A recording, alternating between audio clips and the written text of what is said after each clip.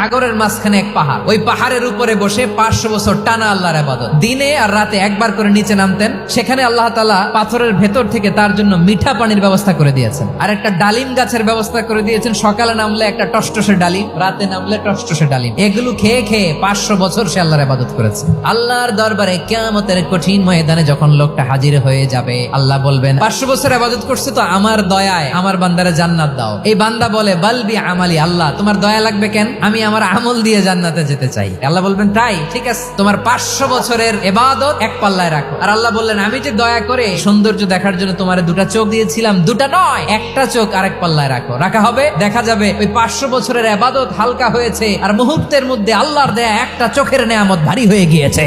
ফলাফল দেখো, হিসাব বলে তুমি এখন জাহান্নামে যাবা, যাও এবার জাহান্নামে যাও। এবার লোকটা কাচুমাচু করে বলে আল্লাহ এবার আমি বুঝতে পেরেছি তোমার দয়া ছাড়া দুনিয়ায় কেউ জান্নাতে যেতে পারবে না।